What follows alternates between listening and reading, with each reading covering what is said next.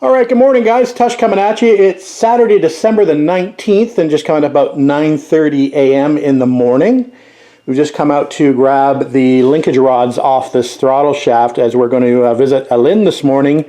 It's funny, after I had uploaded the video, I got a message from him saying that he'd managed to bring the lathe home, and if I wanted to come today, this morning, that we could have a look at this linkage. So we're going to head over there in about an hour or so. So we've come out to grab this linkage. We'll take the old linkage with us just so we know the length of the rods that came off the car originally. And we'll cut these down, rethread them. Hopefully we will do that this morning. And we'll have something to play with later this afternoon and into tomorrow. All right, that's it for now. We'll take the camera along with us and we visit when we visit Alain in his new Rusty Beauty shop. All right, we made it to the Rusty Beauty's shop. Hi. Alain's here. Jacob is here. Jacob is our master technician, so he'll be guiding us along this this little project we have to work on the metal lathe. So he's going to oversee the project. Anyway, for those of you who don't know, and those of you I think that follow my channel also follow Alain's channel, his Rusty Beauty's channel. Here is his new Rusty Beauty shop. Go to his channel, you can check out the. He's still in the process of moving in. But it's looking much better out here. He's put some new lights up here. It looks nice and bright. Swept the floor, and he's in the process of setting up his tools and moving some stuff out into sheds and other storage locations to get a bit more space before he brings some projects home and starts working on it. He's got a Spitfire over here, a couple cars we have outside stored in the tent. But today we're going to be working on a little project with the metal lathe. We've got the linkage from the TR250. Here's the old linkage here. Here are the new linkages that I need to shorten. So we're going to attempt to cut these down a little bit and rethread them on the lathe. And hopefully we'll be able to utilize these linkages once they're shortened. So that's the little project for today. Okay, so, right, Jacob? Good. Here we go. Okay, so the good thing is we do have the appropriate sized die to cut the new threads. Just setting up the lathe now with that first shaft, and we're just going to turn the hex off of it, and then we're going to thread that down, and then we'll shorten the threads with a Dremel cutoff wheel. Alright, so we thought it was an M5, and we ran the M5 die and then threaded the nut and found out it wasn't actually. It's actually a 1032, so we're just rethreading that, and hopefully the nut will go on now. So should be. We did a sample piece on a piece of rod that Alain had just kicking around, and that worked. So this should technically work, but we'll give her a shot here. Here's the truth, or the proof. Doesn't start on the original. Well, now on camera I'm getting nervous. Perfect. That's the old thread. This now is the new thread. Oh, there's the new threads. Yeah, worked good. All right, so we're going to shorten it now. Looking good. We're just going to shorten that, and we'll put the end back on, and we'll call that one done. We've got another two to do.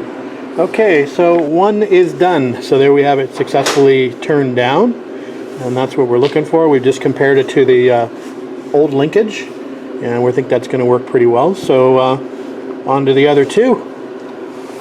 I call that success. What do you call it?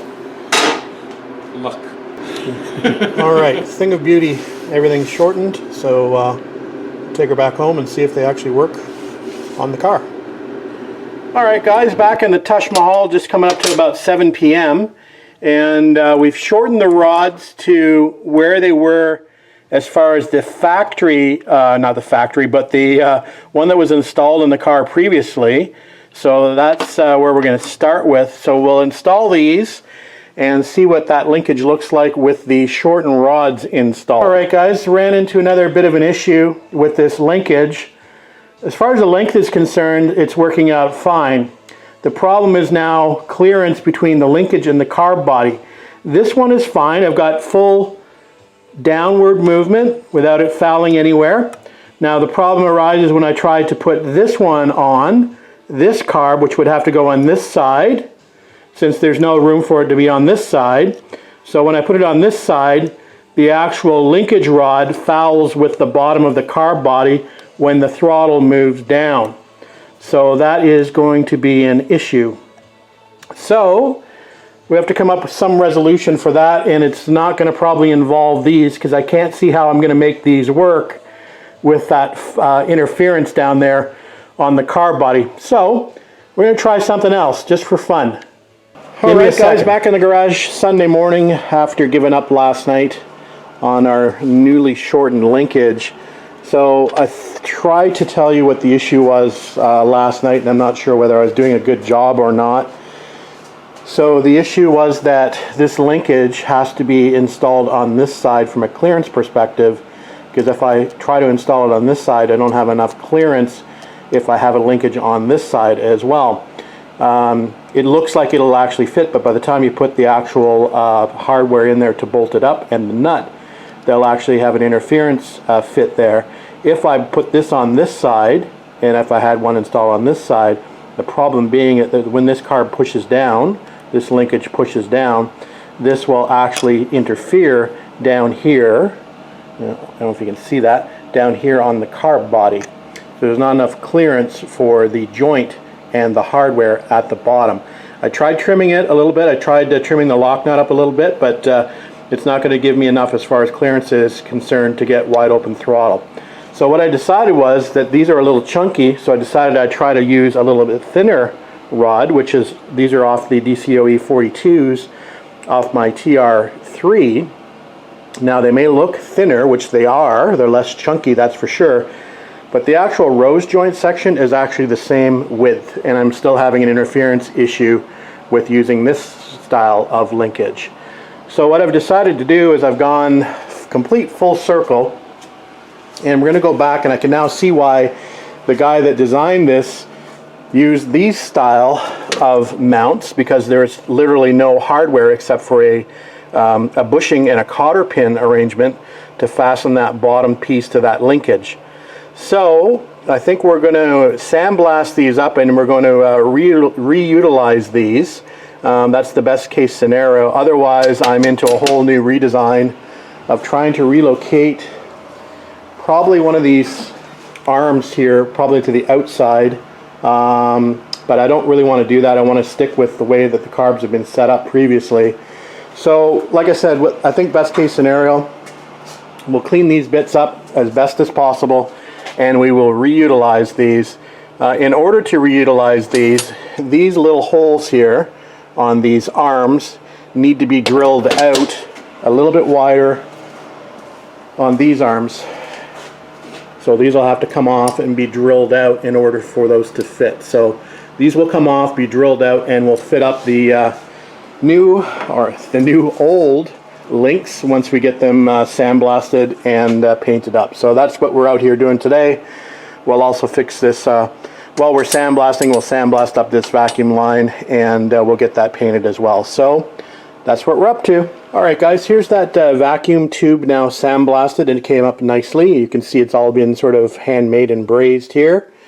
There are the three linkage bits all cleaned up, and they cleaned up pretty nicely. They look better already without even having any paint on them. But we are going to paint them. I've actually just got my little radiant heater out here, and we're just warming our paint cans up. The paint cans reside in my cupboards over on this side of the garage, and they're against an outside wall. So they get to be fairly cold in there, although the garage never gets below freezing because I always have a heater on out here.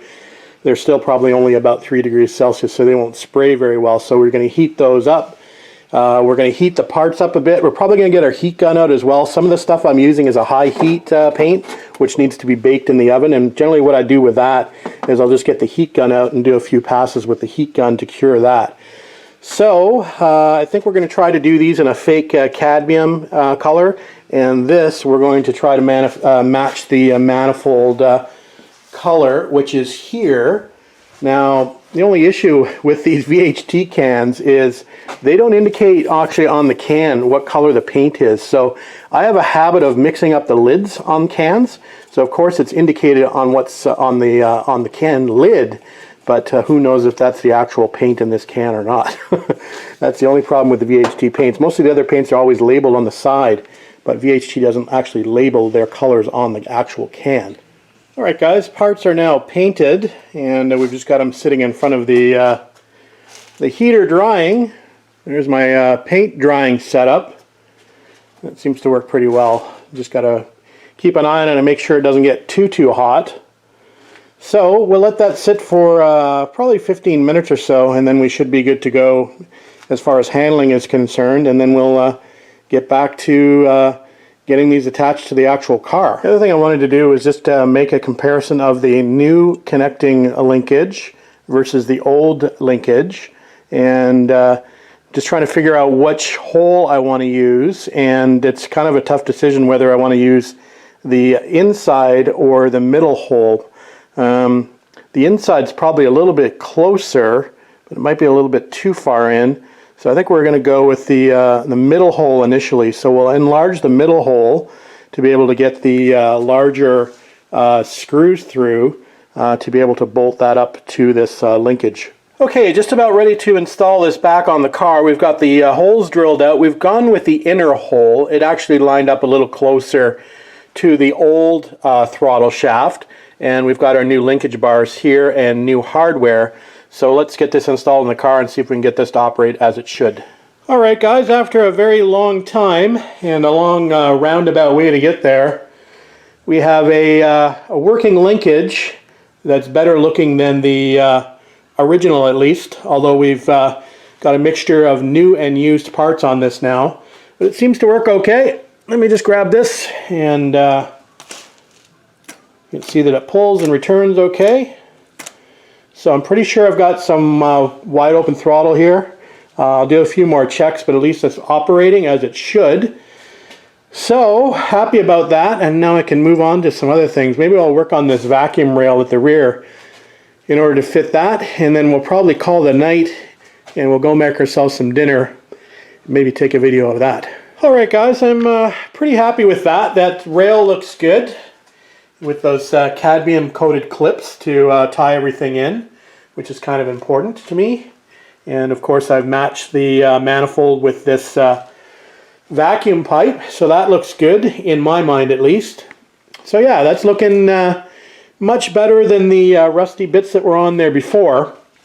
I think I can live with that. So the one thing I still need to do is obviously trim the end of this throttle shaft at some point. So we'll do that at a later date, but just wanted to get it on there for now and functioning. So that I'm quite happy with.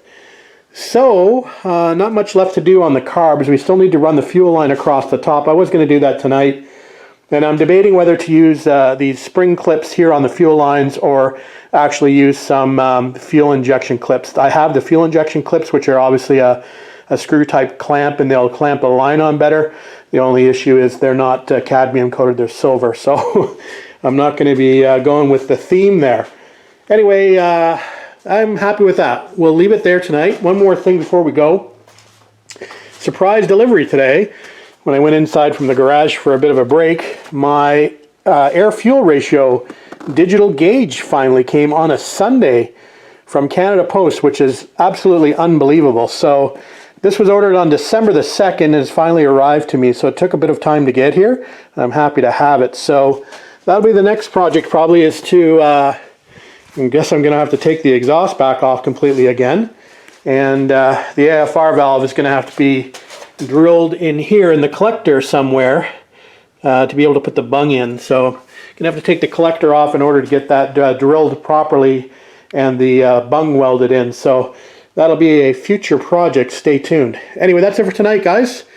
Like I said, we'll go in and maybe we'll do a little cooking video tonight. Got a nice dinner planned.